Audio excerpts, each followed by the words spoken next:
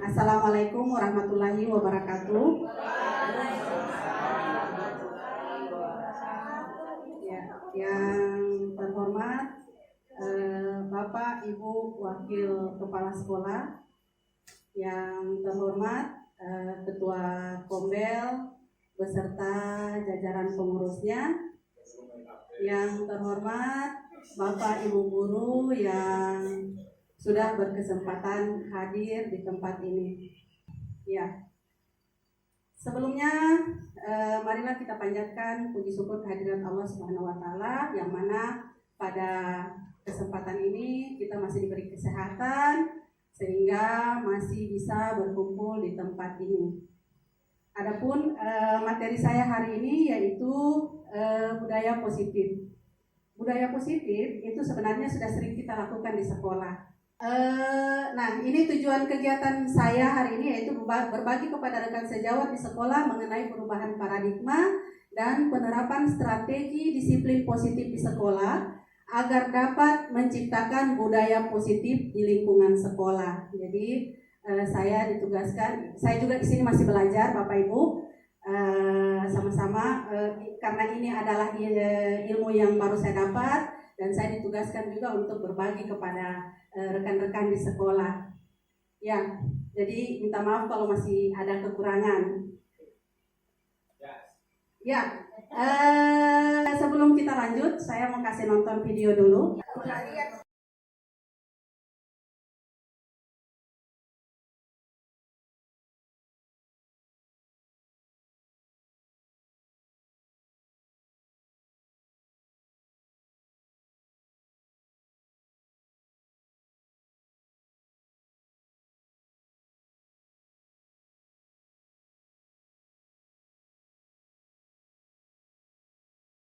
Nah, kira-kira dari tontonan video tadi apa yang bisa, coba Ibu Sri, apa yang bisa Ibu ceritakan kembali?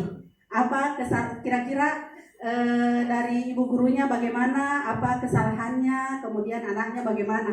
Ya, boleh. Saya persilakan.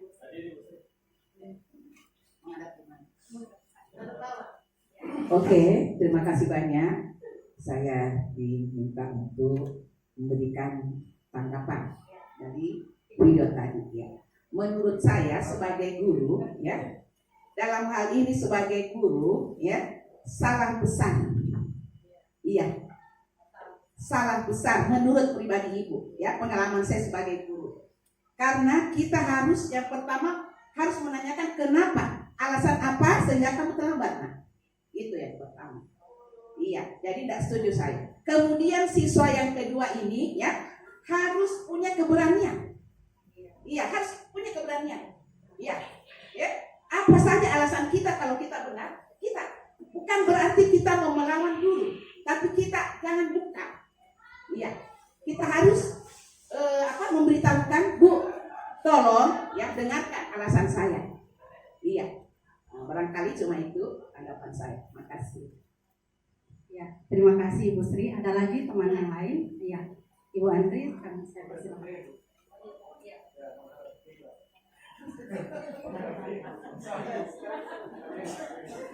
Ya, Assalamualaikum warahmatullahi wabarakatuh. Saya menambahkan jawaban dari Ibu Sri tadi mengenai video yang diputar tadi, bahwa kalau saya tambahkan bahwa ketika satu siswa melakukan kehilapan atau kekeliruan, jangan serentak siswa yang lain membulinya. Ya, bagaimana caranya kita seorang guru bahwa mereka tidak bisa membuli ketika ada kekeliruan pada temannya atau kesalahan, tapi itu adalah kewajiban guru, bukan kewajiban siswa. Mereka, karena mereka sama posisinya sebagai siswa, jadi mereka tidak berhak untuk melakukan itu. Dan yang kedua,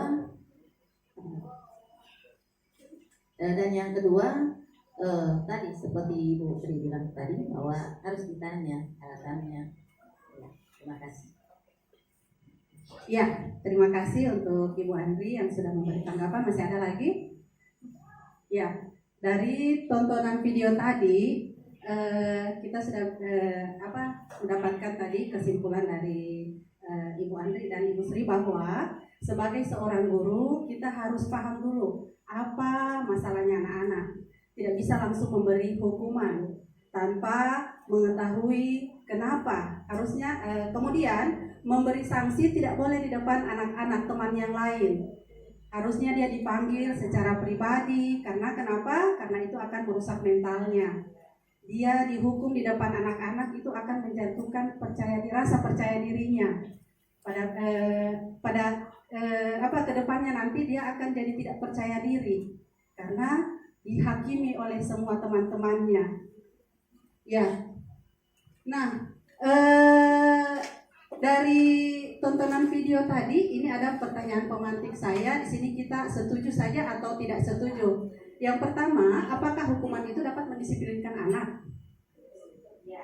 Ya, setuju atau tidak? Apakah hukuman itu bisa mendisiplinkan anak? Nah, tergantung. Iya. Setuju dengan tidak setuju. Tidak setuju. Oke. Jadi ada yang setuju dan ada yang tidak setuju. Kemudian yang berikutnya, pemberian hukuman dengan hal positif seperti membaca atau membersihkan halaman sekolah, apakah dapat meningkatkan disiplin anak? Setuju. Oke. Kemudian memberi penghargaan dapat meningkatkan motivasi belajar anak. Setuju. Oke. Sangat setuju. Kita lihat. Ya, jadi itu tadi hanya pertanyaan pemantik saya. Kemudian untuk topik dalam kegiatan ini, jadi ada 6 topik nanti yang saya akan paparkan. Yang pertama yaitu disiplin positif dan nilai-nilai kebajikan universal. Yang kedua teori motivasi, hukuman dan penghargaan restitusi. Kemudian keyakinan kelas. Kemudian kebutuhan dasar manusia dan dunia berkualitas. Kemudian yang kelima itu 5 posisi kontrol, dan yang keenam segitiga restitusi. Jadi ada 6 topik nanti yang saya akan coba paparkan hari ini. Nah, yang pertama, pembelajaran pertama itu disiplin positif dan nilai-nilai kebajikan manusia. Coba kita lihat, ini ada sebuah adegan. Kalau kita melakukan adegan ini, misalkan kita itu berperan sebagai A dan teman kita itu berperan sebagai B. Kemudian kita taruhlah ambil secari kertas, kemudian tuliskan benda yang paling berharga di kertas tersebut, kemudian kita genggam kuat. Kemudian teman kita si B itu mau menginginkan kertas tersebut, yang kita genggam tersebut. Yang kita genggam itu adalah banyak gambaran dari benda yang paling kita sayang, yang paling kita jaga. Nah, kemudian teman B ini itu menginginkan benda tersebut. Nah, dengan berbagai cara dia berusaha untuk merebut apa yang di genggaman kita tadi. Kira-kira apa yang terjadi kalau misalnya dia memaksa, misalnya si B ini dia menggunakan berbagai cara, dia mau bujuk sampai dia mau sogok sampai supaya itu barang kita lepas untuk dia. Kira-kira apa yang terjadi? Sementara ini barang benda paling berharga bagi kita. Itu yang kita sayang, yang kita jaga. Pasti ada beberapa kemungkinan yang terjadi. Bisa saja kita merelakan karena mungkin dia teman baik kita atau orang yang kita sayang juga, ya kan? Kita mau berbagi. Tapi bisa saja tidak, ya kan? Kita tidak mau karena ini barang yang berharga untuk kita. Nah, dalam kegiatan ini kira-kira siapa yang menjadi kontrol? Apakah diri kita atau teman kita yang mengontrol untuk menentukan kemana nanti benda yang ada di genggaman itu? Ya? A tadi menggambarkan kita. Berarti yang mengontrol itu adalah kita. Nah, jadi segala sesuatu itu adalah di bawah kontrol diri kita sendiri. Begitu juga nanti dengan siswa-siswa kita. Siswa kita itu bisa kita kontrol kalau mereka membuka diri mereka untuk dikontrol. Kalau mereka juga tidak, berarti kita tidak bisa paksakan. Ada kadang kita, oh ini anak keras kepala, tidak mau dia, karena dia menutup dirinya, dia tidak ingin dikontrol, seperti itu. Kemudian, nah ilusi kontrol, di sini ada ilusi kontrol, beberapa ilusi kontrol. Ilusi kontrol di sini ada 4, yaitu ilusi kontrol guru mengontrol murid. Nah, di sini yang biasanya yang kita lakukan bahwa murid itu di bawah kontrolnya guru. Semua perilaku murid selama berada di sekolah itu di bawah kontrolnya guru. Nah, coba kita lihat. Pada dasarnya kita tidak dapat memaksa murid untuk berbuat sesuatu jikalau murid tersebut memilih untuk tidak melakukannya. Jadi kita tidak sama dengan tadi itu kejadian tadi. Walaupun apapun yang di rayuan yang dikasih sama kita sama dari teman tadi, kalau memang diri kita mengontrol tidak untuk menolak, diri kita tetap kekeh untuk menolak, maka kita tidak dapat dipengaruhi.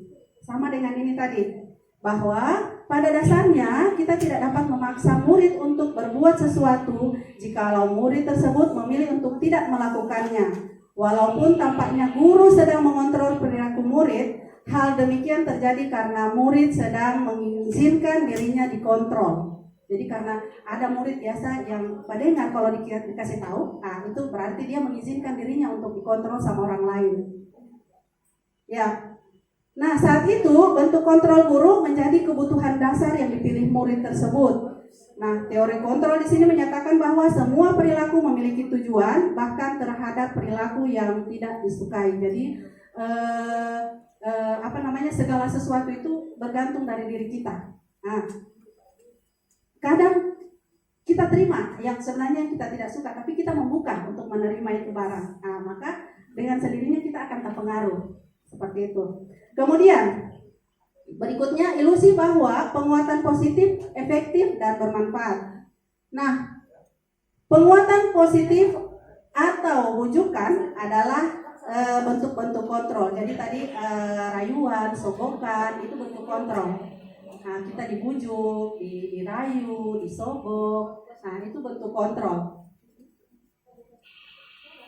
Segala usaha untuk mempengaruhi murid agar mengulangi suatu perilaku tertentu adalah suatu usaha untuk mengontrol murid tersebut.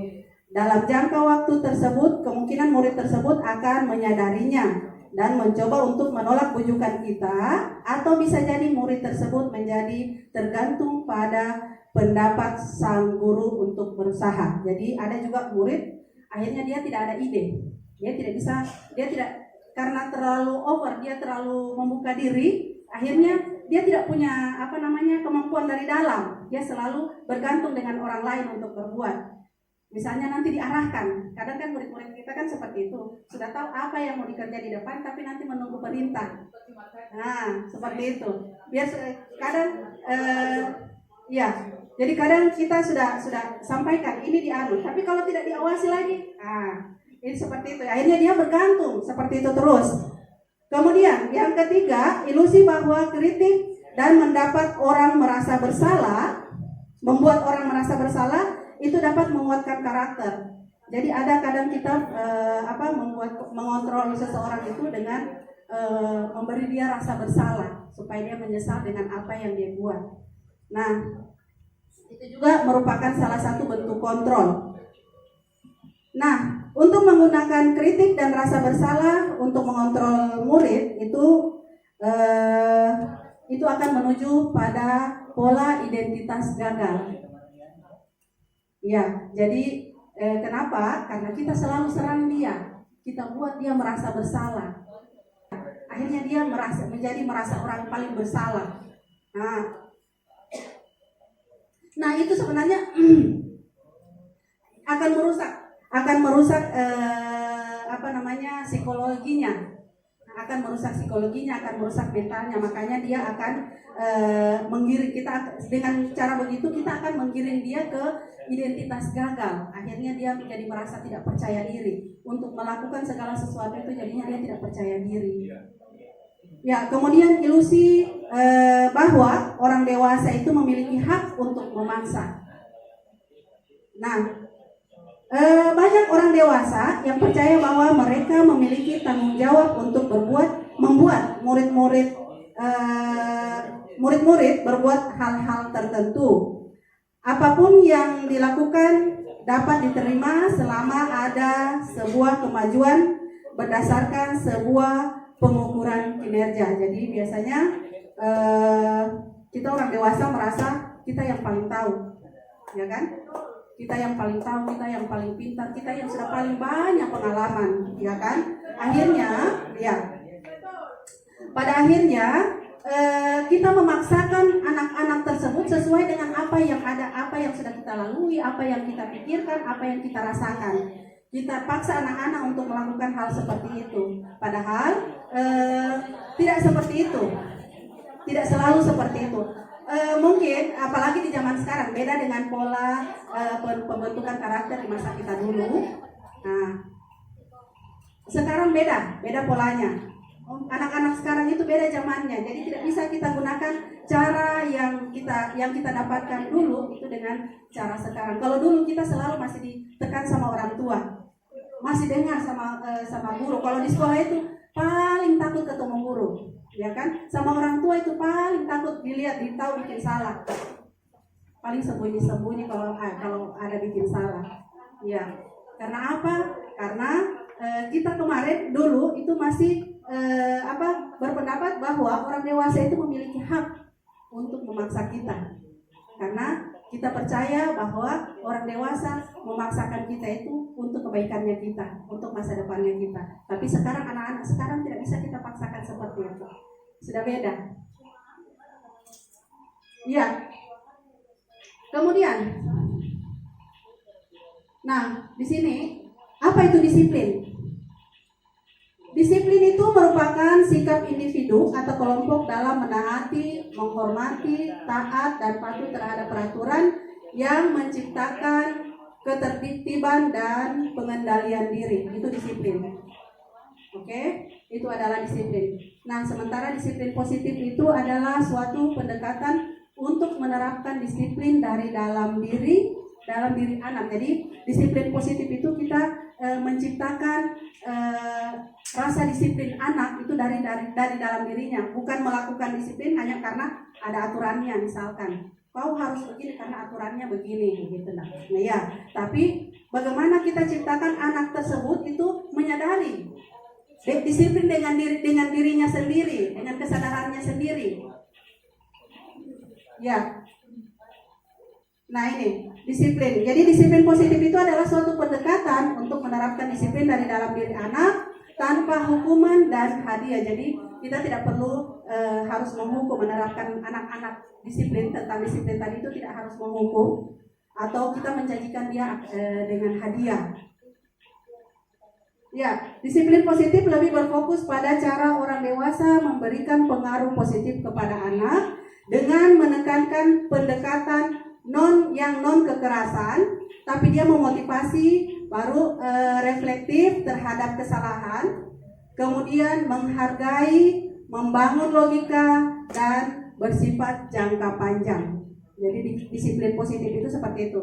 Jadi pendekatannya itu tanpa kekerasan, kemudian tapi kita membangkitkan motivasinya anak untuk menjalankan disiplin. Dia sadar dengan disiplin itu. Kemudian refleksi terhadap kesalahan. Jadi dia diingatkan kembali, tapi tidak pakai kekerasan. Lagi-lagi tidak pakai kekerasan. Diingatkan kembali tentang kesalahan yang sudah dia buat.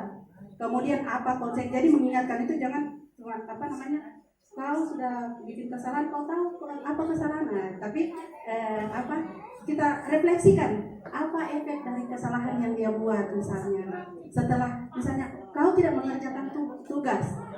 Kita kan biasanya seperti itu kan, karena sudah capek, terbawa emosi, akhirnya kenapa kau tidak menjalankan kumpul-kumpul tugasmu? Nah, biasa tinggal begitu. Tapi kau tahu tidak, kalau kau tidak mengumpulkan tugas, apa yang akan kau dapatkan? Nah, seperti itu. Jadi kita rubah penekanan bahasanya dalam bentuk motivasi.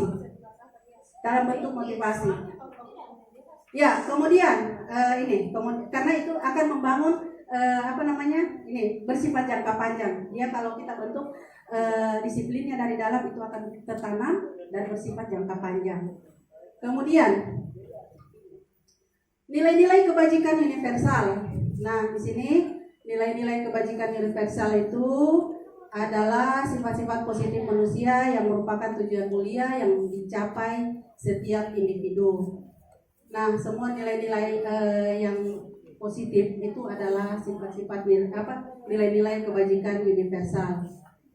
Ya, ada beberapa di sini.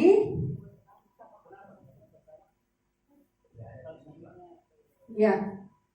Jadi nilai-nilai kebajikan adalah sifat-sifat positif manusia yang merupakan tujuan mulia yang ingin dicapai setiap individu. Nilai-nilai tersebut bersifat universal dan lintas bahasa, suku, bangsa, agama maupun latar belakang. Nah, setiap perilaku atau perbuatan memiliki satu tujuan. Ini menurut William Glasser pada teori kontrol 1984.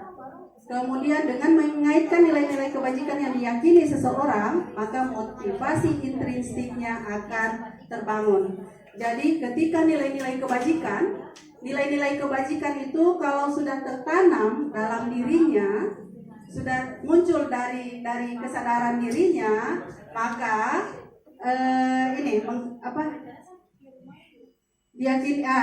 ketika diyakini, maka motivasi nilai-nilai kebajikan itu akan terbangun dengan sendirinya dalam dirinya.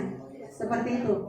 Kemudian nilai-nilai kebajikan yang ingin dicapai oleh setiap anak Indonesia kita kenal dengan profil pelajar Pancasila. Ya, kita sudah tahu semua itu apa semua kandungan dari profil pelajar Pancasila. Ya, jadi profil pelajar Pancasila itu mencakup beriman, bertakwa kepada Tuhan Yang Maha Esa, berakhlak mulia, mandiri, bernalar kritis, berkebinekaan global, dan gotong royong dan kreatif. Jadi itu semua yang termuat dalam profil pelajar Pancasila.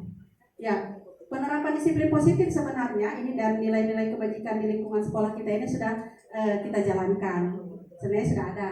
Ini ada beberapa contoh. Misalnya kita menyambut anak-anak di depan gerbang, itu sudah nilai kebajikan. Anak-anak menjalankan piketnya. Nah, itu dia. Kemudian anak-anak itu mampu mempresentasikan di depan kelas, percaya diri. Kemudian ini anak-anak ada sholat berjamaah, ini kita sudah jalankan semua. Kemudian ada yang gotong royong, mandiri. Ini saya ambil mandiri ini dari foto karena di perkemahan Pramuka.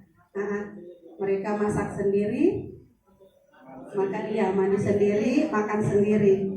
Ya, saya tidur rame-rame. Sehingga itu saya tandai dengan dokumentasi mandiri.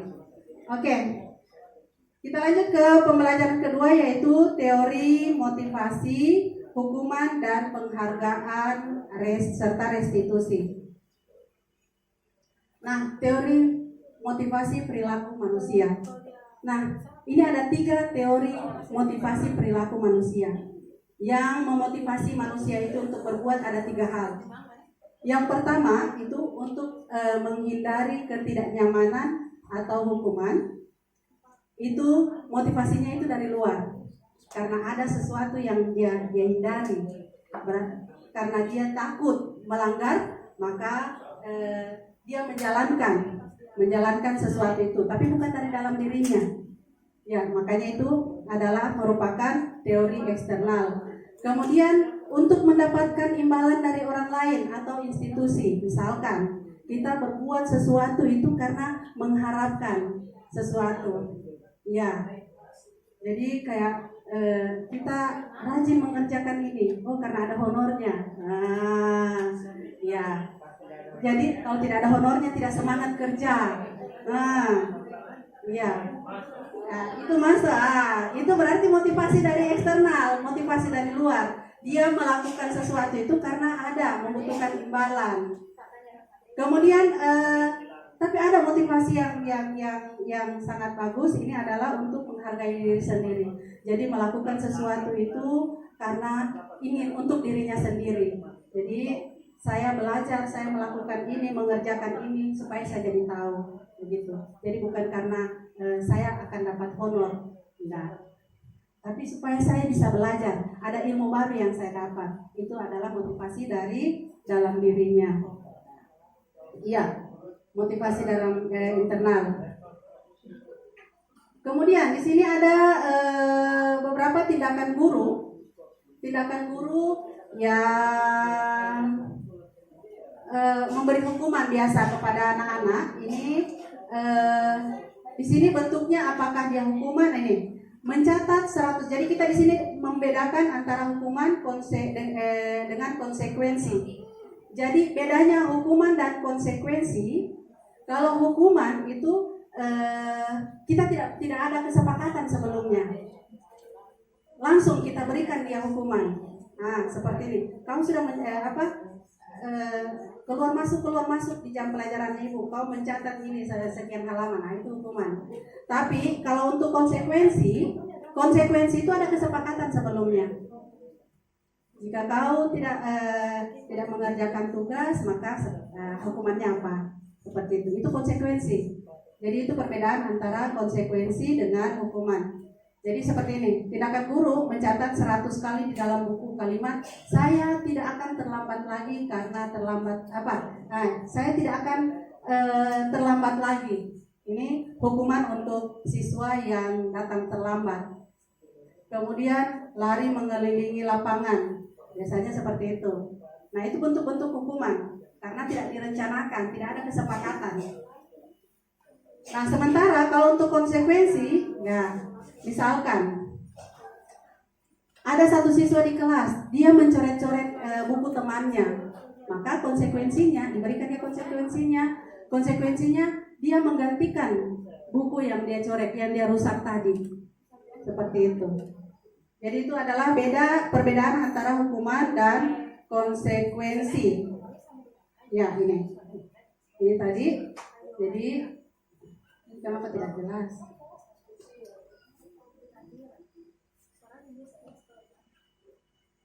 Ya, hukuman sesuatu yang menyakitkan harus terjadi. Jadi targetnya itu dia harus dalam bentuk fisik. Nah, itu hukuman. Sesuatu harus terjadi. Kemudian hukuman itu membuat anak sakit dalam jangka waktu yang lama. Sementara untuk konsekuensi itu membuat anak merasa tidak nyaman dalam jangka waktu yang pendek. Seperti tadi menggantikan buku anak. Dia tidak nyaman pada saat itu, tapi dia tidak menjadi pendendam. Ya, paksaan itu hukuman, mendorong anak menyakiti diri sendiri, kemudian konsep diri yang buruk, anak belajar untuk menyembunyikan kesalahan, marah, rasa bersalah, dipermalukan, merasa tidak dihargai. Nah, itu adalah bentuk-bentuk dari hukuman. Sementara bentuk dari konsekuensi itu adalah sesuatu itu harus terjadi, kemudian membuat anak merasa tidak nyaman dalam jangka waktu yang pendek. Anak menjadi menghargai disiplin, kemudian stimulus tanggapan, mendorong anak agar mudah menyesuaikan diri, konsep diri yang baik. Anak belajar untuk mematuhi peraturan, kehilangan hak, dibuat tidak nyaman, diasingkan untuk sementara. Jadi itu adalah perbedaan antara hukuman dan konsekuensi. Kemudian lanjut kita, apa itu restitusi? Ya, mungkin di sini baru didengar tapi sudah sering kita lakukan sebenarnya. Hanya istilahnya baru kita tahu, kita dengar. Saya juga nanti ikut pendidikan ini baru tahu ini yang restitusi. Ya, apa itu restitusi? Restitusi itu adalah proses menciptakan kondisi bagi murid untuk memperbaiki kesalahan mereka, sehingga mereka bisa kembali pada kelompok mereka dengan karakter yang lebih kuat. Jadi di sini maksudnya kita menangani murid yang bersalah itu tidak menjatuhkan mentalnya, tapi kita fokus pada apa yang dia bikin, kesalahan apa. Maksudnya kita refleksi saja kesalahannya, kita refleksikan saja kesalahannya, sehingga dia tidak jatuh percaya dirinya, dia tetap kembali bisa bergaul. Kita jaga seperti tadi yang kita nonton di video. Nah seperti itu. Kemudian restitusi juga merupakan proses kolaboratif yang mengajarkan murid untuk mencari solusi untuk masalah mereka. Jadi anak-anak itu disuruh pikirkan sendiri. Dari kesalahan yang orang perbuat, dicarikan sendiri lagi solusinya. Biarkan orang sendiri yang carikan solusi untuk dirinya sendiri. Jadi bukan kita yang tentukan, oh kau harus begini, karena kau sudah berbuat kesalahan seperti ini, maka kau harus melakukan ini. Tidak. Tapi kita buat apa konsekuensinya, kemudian solusi apa untuk mengatasi kesalahan yang dia buat.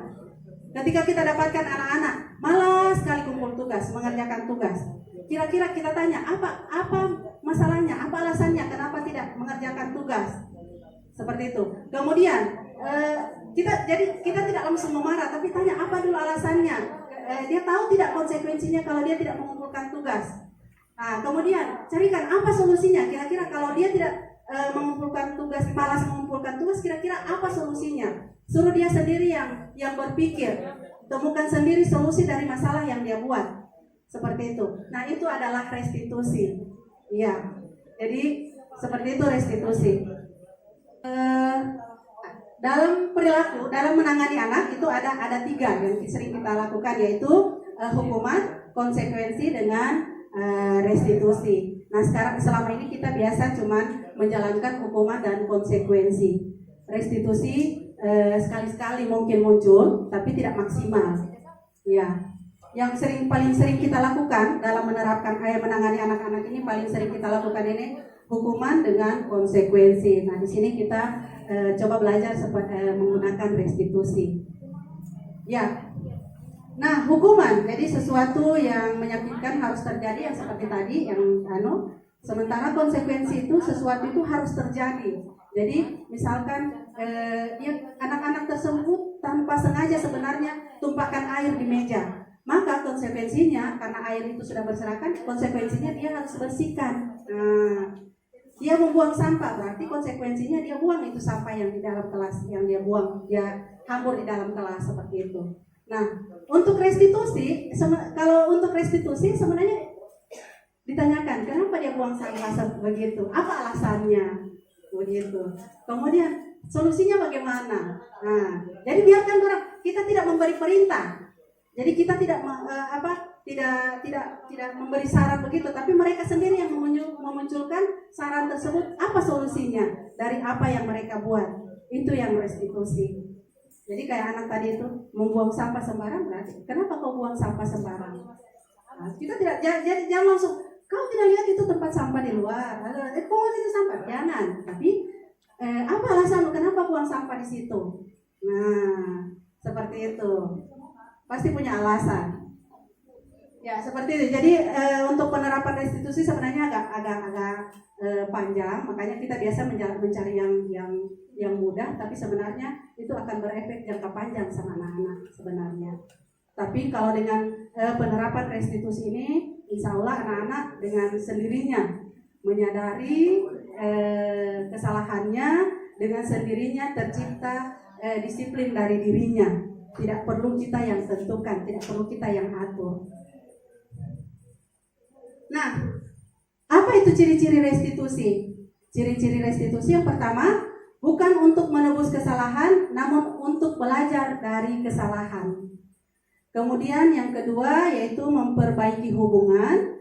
Jadi kalau ada anak berbuat salah, kemudian kita langsung marah, jelas anak itu akan mendendam dengan kita. Itu ibu lagi.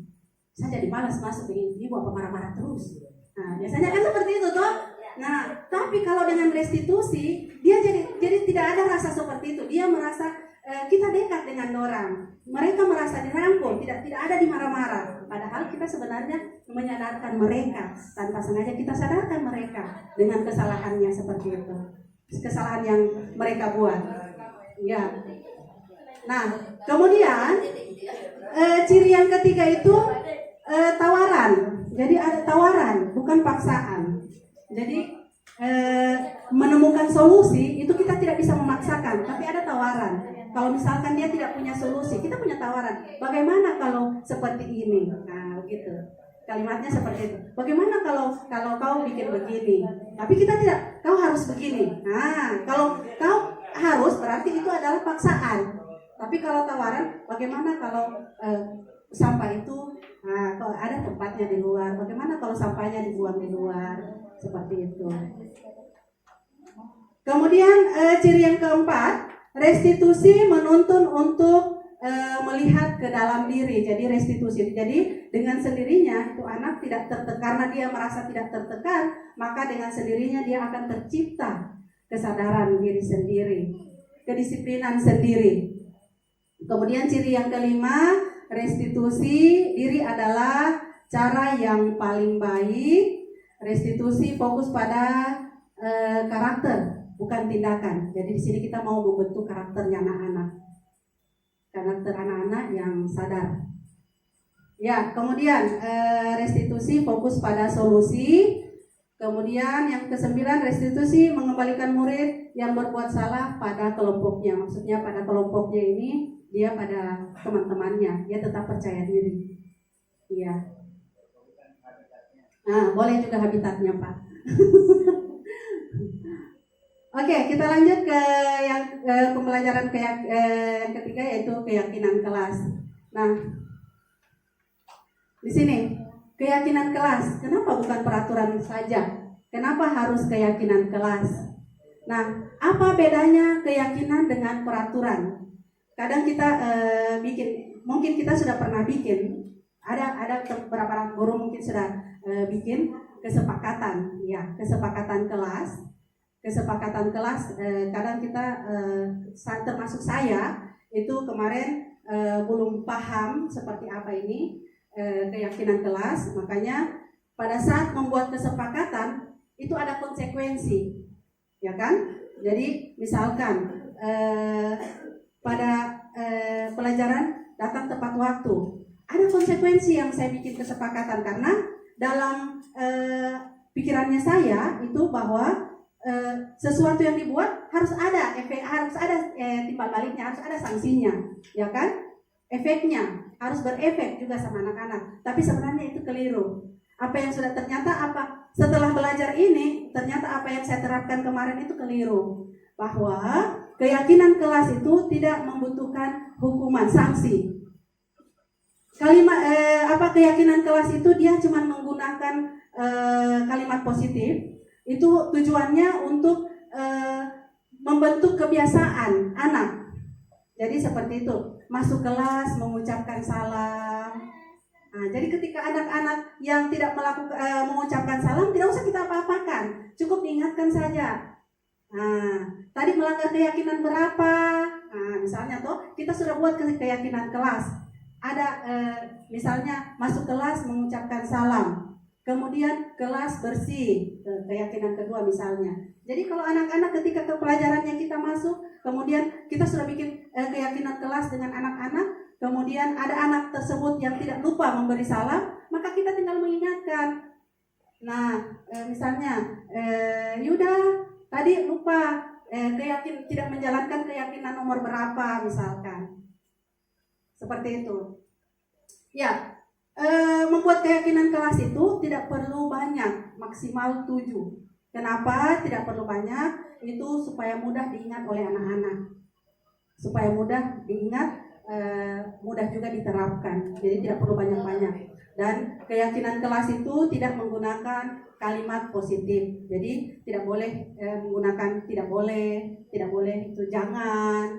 Nah, tapi dia seperti itu tadi. Ketika masuk kelas mengucapkan salam, seperti itu.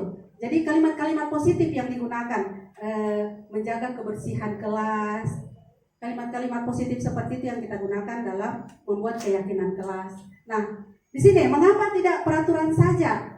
Mengapa harus keyakinan kelas? Nah, coba, mengapa kita memiliki peraturan harus menggunakan helm bila mengendarai kendaraan roda 2? Coba kenapa? Nah, karena ada aturannya. Berarti kita menjalankan itu bukan dari kita punya kesadaran, padahal menggunakan helm itu untuk keselamatan, ya kan? Nah, tapi kadang kita terpaksa pakai karena ada aturannya. Kalau tidak pakai berarti kita nanti ditangkap polisi. Nah, padahal sebenarnya polisi tersebut mau menanamkan disiplin pada diri kita. Hanya saja kita yang tidak mau sadar, tidak membuka diri untuk itu. Ya, kontrolnya kita tertutup untuk polisi. Nah, sehingga kita melakukannya dalam keadaan terpaksa. Nah, mengapa kita memiliki peraturan 3M? Menggunakan masker, mencuci tangan, dan menjaga jarak 3 meter. Nah, karena corona, karena dilarang. Nah, padahal itu untuk kita punya kesehatan, ya kan? Itu untuk kesehatan. Jadi kadang kita melakukan itu karena karena pengaruh dari luar, karena ada aturannya. Nah, untuk mendukung motivasi intrinsik itu adalah motivasi dari dalam diri kita. Jadi itu motivasi intrinsik, motivasi yang muncul dari dalam diri, bukan karena paksaan dari luar.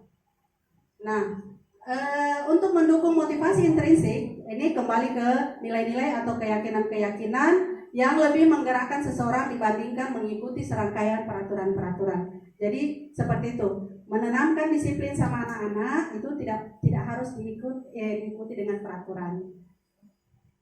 Iya, dengan kekerasan harus, tapi kita pembiasaannya diingatkan saja. Kita ingatkan terus saja. Dengan insya Allah dengan kita punya kesabaran, sebenarnya itu akan menguji kesabaran. Tapi dengan insya Allah dengan kesabarannya kita itu akan membentuk anak-anak. Insya Allah. Iya. Karena semakin anak-anak sekarang ini semakin ditekan, dorong semakin liar. Semakin memberontak, semakin dipaksakan mereka akan semakin memberontak. Makanya kita gunakan cara restitusi. Nah, apa perbedaan antara peraturan dan keyakinan kelas di sini? Ini peraturan kayak selalu kembalikan buku pada tempatnya. Sementara untuk keyakinan itu bentuknya tanggung jawab. Kalau peraturannya itu selalu kembalikan buku ke tempatnya. Ya, kalau peraturannya dilarang mengganggu orang lain. Nah, kalau keyakinan kelasnya itu dibuat menghormati orang lain. Jadi tidak ada penggunaan kalimat positif dalam kalimat ini. Keyakinan kelas ini. Keyakinan kelas ini tidak ada yang menggunakan kalimat positif. Sementara di peraturan itu selalu ada kalimat-kalimat positif. Kalimat-kalimat negatif, maaf. Iya. Kayak ini, peraturan ketiga, hadir di sekolah 15 menit sebelum pembelajaran dimulai. Nah, untuk keyakinan kelas ini, menghormati orang lain dan berkomitmen. Jadi seperti itu. Dilarang melakukan kekerasan. Nah, keyakinan kelasnya itu keselamatan, menghormati orang lain. Kemudian dilarang menggunakan narkoba. Nah, keyakinan kelasnya itu kesehatan. Seperti itu. Jadi tidak ada kata-kata negatif dalam keyakinan kelas. Nah, oke. Nah, sekarang apa itu keyakinan kelas? Nah, keyakinan kelas di sini itu lebih merujuk pada kepastian atau ketentuan kelas. Kepastian atau ketentuan kelas, sehingga dalam merumuskan keyakinan kelas artinya membuat rumusan tentang ketentuan kelas. Nah, keyakinan kelas hampir serupa dengan kontrak belajar. Namun, keyakinan kelas cenderung tidak memiliki kalimat negatif atau kalimat yang berupa larangan. Keyakinan kelas lebih menekankan pada kalimat-kalimat positif yang universal. Iya. Nah, sekarang kita lanjut ke materi yang keempat, yaitu kebutuhan dasar manusia dan dunia berkualitas. Nah, kebutuhan dasar manusia ini saya kasih nonton video lagi. Oh, tidak. Kalau ini tidak menarik.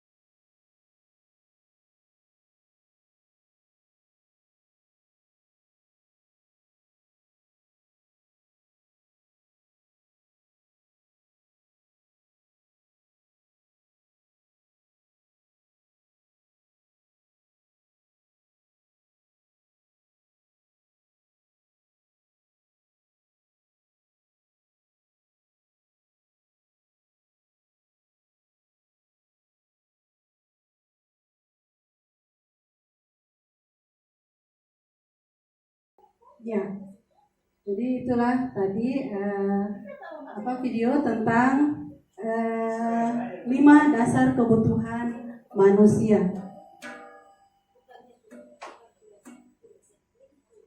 5 posisi kontrol. 5 posisi kontrol. Bukan 5 posisi kontrol. Kebutuhan dasar manusia.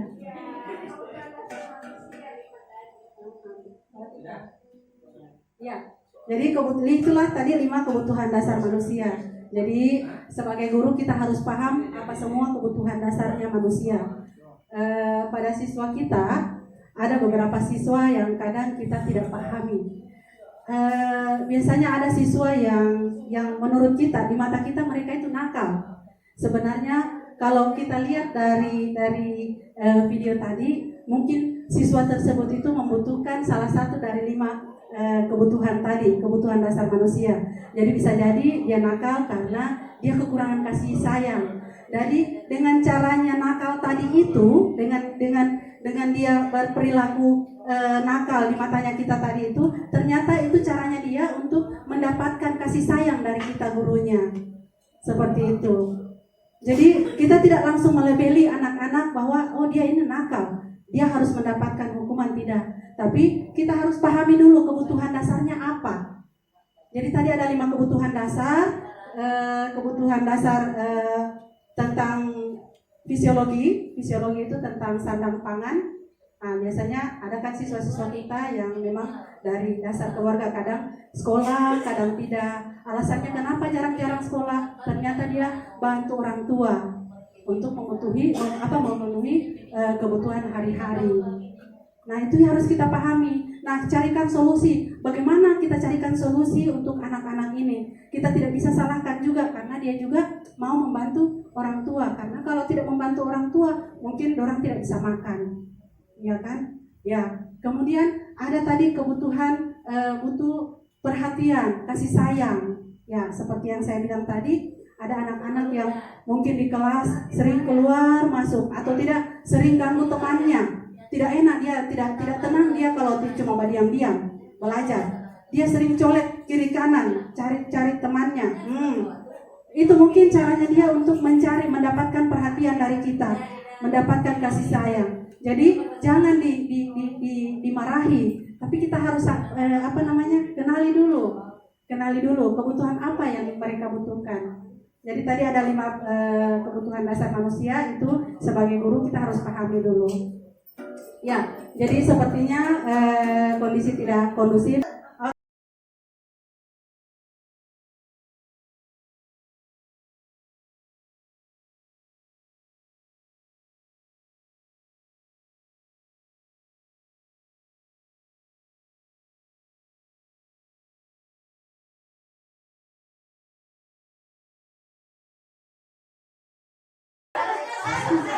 Oke, terima kasih Bapak Ibu. Oke, terima kasih Bapak Ibu, sudah segar kembali. Iya. Oke. Ya, kita lanjut kembali. Tinggal sedikit, ini sudah materi kelima.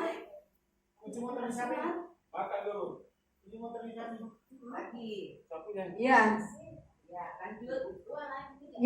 Ya, jadi 2 materi lagi. Ini sekarang kita masuk ke materi yang kelima, yaitu 5 posisi kontrol. Nah, tadi yaitu 5 kebutuhan dasar manusia. Jadi sebagai guru, saya ingatkan kembali bahwa sebagai guru kita harus pahami 5 kebutuhan dasar manusia tadi. Jadi kita tidak langsung menyalahkan siswa. Kita harus pahami dulu apa yang menyebabkan perilaku anak tersebut. Ya, kemudian kita lanjut materi pembelajaran yang kelima, yaitu 5 posisi kontrol. Nah, ini lagi ada video lagi, 5 posisi kontrol. Ya, 1 video lagi. Ini kita coba pahami.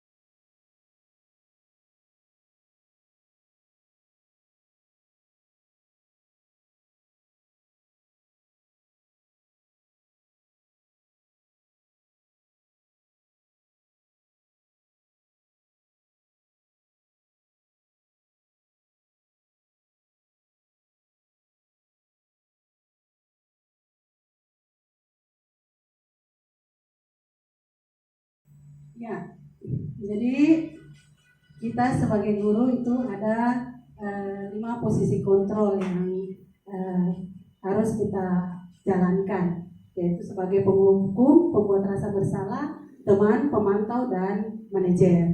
Nah, dari kelima posisi kontrol itu, yang paling ideal itu adalah posisi manajer, karena dia tidak langsung menyalahkan, tapi dia menyuruh anak tersebut untuk mencari solusi dari apa yang dibuat kesalahan yang dibuat anak tersebut. Nah, sekarang kita lanjut ke pembelajaran yang ke-6 yang terakhir, yaitu segitiga restitusi. Nah, ini ada lagi satu video lagi. Minta maaf, saya kasih banyak tontonan. Artinya dengan video ini mungkin kalau dari penjelasan saya mungkin kurang, makanya saya lengkapi dengan video. Ya. Ya.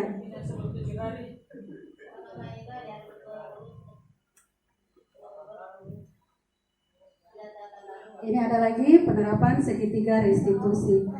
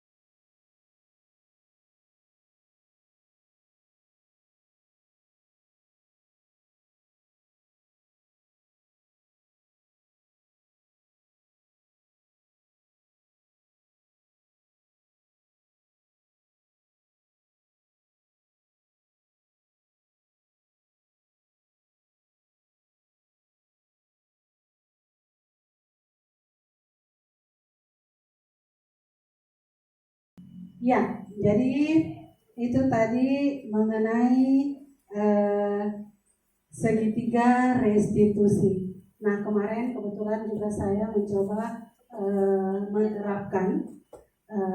menerapkan sama siswa. Saya angkat 2 kasus yang berbeda, yaitu siswa yang satu suka mengganggu teman di kelas, kemudian siswa yang kedua, kasus yang kedua yaitu malas mengumpul tugas.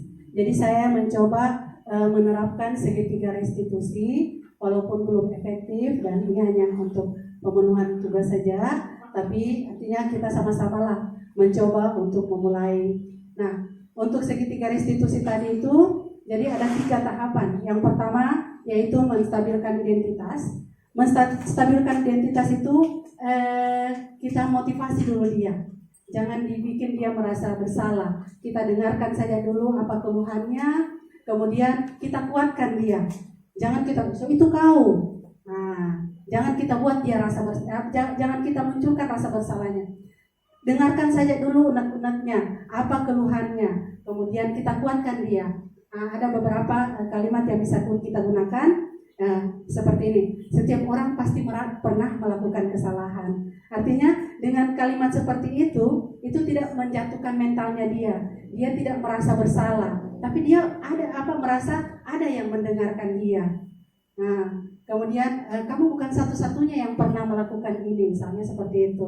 Jadi kita tidak langsung menyudutkan. So itu kau. Nah, siapa suruh bikin begitu? Nah, jangan begitu.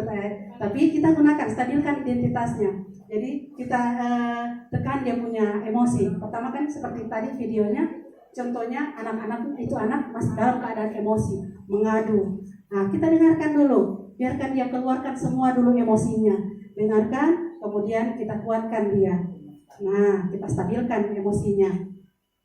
Kemudian validasi tindakan yang salah. Nah, tindakan yang salah itu seperti itu tadi, kita tidak menyalahkan, tapi ditanyakan, kamu pasti punya alasan melakukan kesalahan itu. Nah, seperti itu. Mungkin agak panjang sih untuk memproses anak yang bermasalah seperti itu sebenarnya mungkin akan panjang dan itu sebenarnya akan sedikit merepotkan kita guru. Tapi tujuannya kita adalah mencoba memunculkan kesadaran diri anak dari dirinya, bukan karena ada tekanan, bukan ada perintah, tapi dia melakukannya, dia sadari sendiri kesalahannya. Ya, jadi ini yang kedua yaitu memvalidasi tindakan yang salah. Jadi untuk validasi di sini kita cuma tanyakan apa alasannya. Jadi kita tidak usah carikan solusi, kita kembalikan semua sama itu anak. Apa alasannya? Kenapa kau bikin seperti itu? Kenapa kau bakal lain misalnya? Pasti kau punya alasan.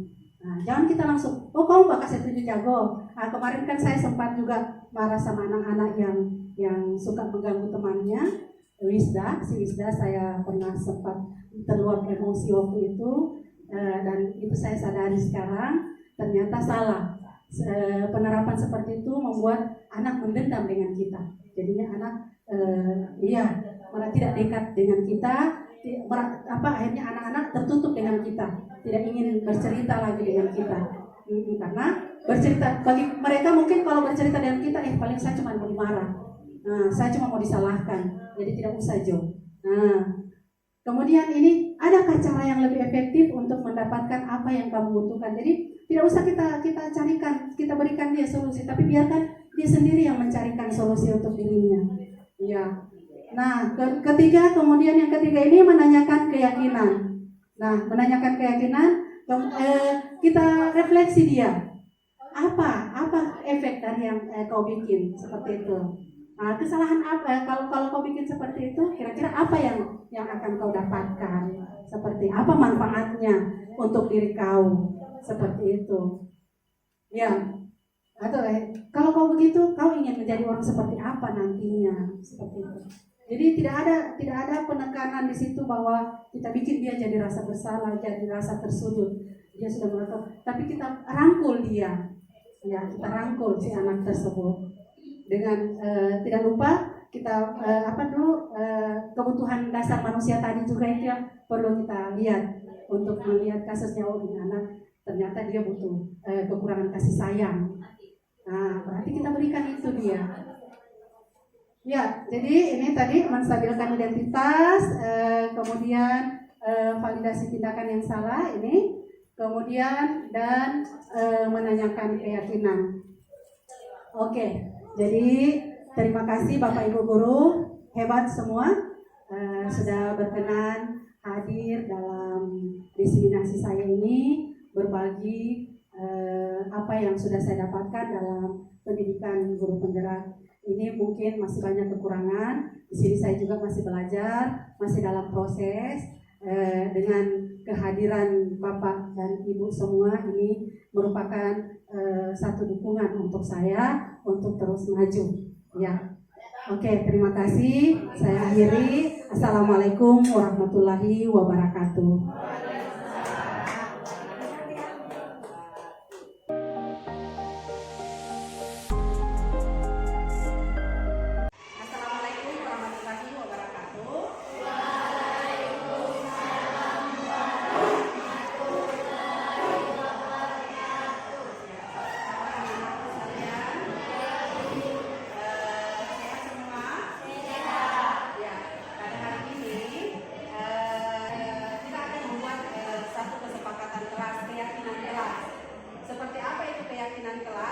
Keyakinan kelas itu yaitu cita-cita kalian, impian atau harapan kalian tentang kelasnya kita ini seperti apa. Saat pembelajaran itu bagaimana?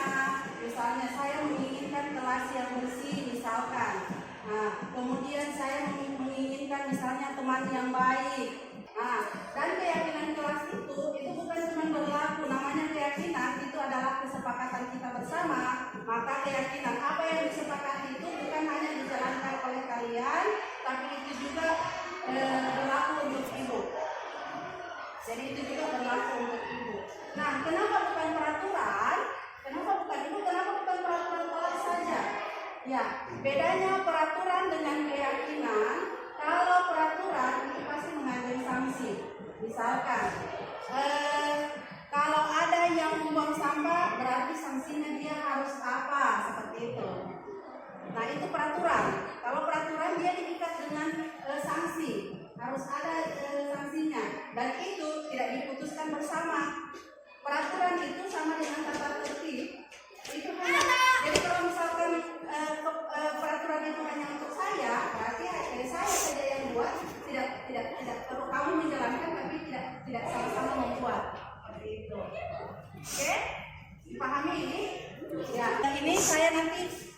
bagikan note. Di sini nanti kalian tuliskan apa satu saja. Tuliskan satu harapan, satu keinginan kalian tentang kelasnya kalian. Oke? Yang ini saya bagikan.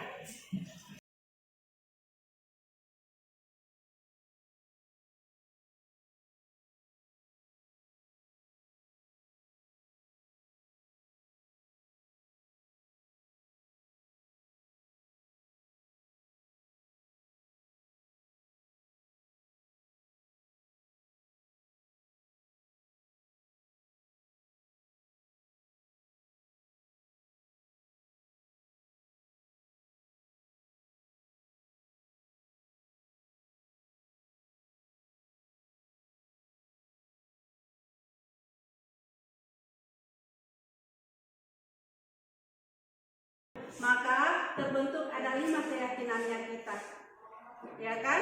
Nah, keyakinan ini sama-sama kita jaga, karena ini adalah keputusan kesepakatannya kita bersama, bukan ibu yang tentukan, tapi ini adalah keinginan kalian. Maka ibu yakin bahwa kalau itu keinginan kalian itu lahir dari dalam diri kalian, maka kita wujudkan itu gelas yang bersih dan cantik. Diapakan dia? Berarti kursi-kursinya ditata rapi biar cantik, sampah-sampahnya kalau ada dibersihkan, dibuang di tempatnya. Maka dengan sendirinya kelas itu akan tertata dengan cantik dan rapi. Walaupun misalkan dinding-dindingnya ini sudah berantakan sedikit, butuh dibenahi, tapi itu bukan tugasnya kita, ya. Itu bukan tugasnya kita. Oke, ada 5 keyakinan yang kita dapat, yaitu kelas yang kompak, kelas yang saling menghargai. Berarti kita kalau ada yang melanggar, tinggal ingatkan lagi, kau telah tidak ada hukuman. Kalau keyakinan, namanya keyakinan itu beda dengan peraturan. Kalau peraturan, kalau melanggar pasti ada hukumannya, ada sanksinya. Tapi kalau keyakinan tidak ada. Tapi kita berupaya untuk menjalankan bersama, saling mengingatkan. Kita ingatkan, oh iya keyakinannya saya ini menghargai sesama teman. Berarti kalau ada teman yang berbicara, berpendapat, didengarkan. Jangan menyela. Ya, kita saling menghargai, saling menolong. Ya, ini adalah keyakinan kelas.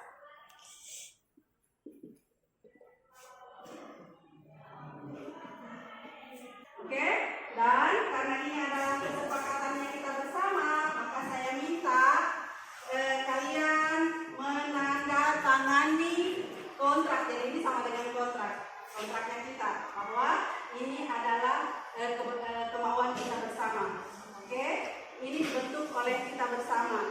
Bukan hanya ibu yang menjalankan, tapi kalian juga ikut menjalankan. Bukan hanya kalian, tapi ibu juga. Jadi sama-sama kita menjalankan. Oke, maka dengan itu keyakinan kelas ini saya minta ketua kelas sudah mendahului tanda tangani keyakinan kelas yang sudah kita sepakati. Ya.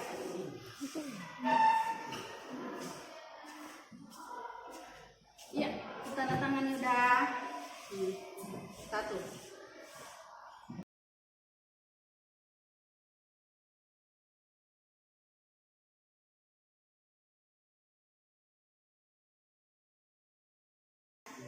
Jadi ini adalah tanda tangan kesepakatannya kita. Jadi ingat ya, saya bertanda tangan berarti kalian sudah menyatakan diri akan menjalankan, ya, akan menjalankan apa yang sudah kita tetapkan. Jadi ada 5 keyakinan kelas, itu diingat. Yang pertama adalah kelas yang bersih dan cantik. Kemudian yang kedua kelas yang kompak. Yang ketiga itu saling menghargai dan saling percaya. Kemudian yang keempat, belajar yang baik. Ya, kemudian kelas yang tertib. Ya, jadi ada 5 kesepakatan yang kita bangun pada hari ini. Insya Allah kita coba jalankan. Kalau memang masih ada yang perlu dikoreksi nantinya, ternyata setelah kita jalankan masih ada yang tidak maksimal, maka itu akan kita evaluasi kembali. Oke? Ya, demikian. Terima kasih sudah sama-sama kita membuat keyakinan kelas hari ini. Semoga ke depan depannya kita akan bisa saling mengingatkan. Jadi semuanya itu pasti sudah hafal 5 keyakinan ini. Dan ini semuanya sama-sama kita jalani.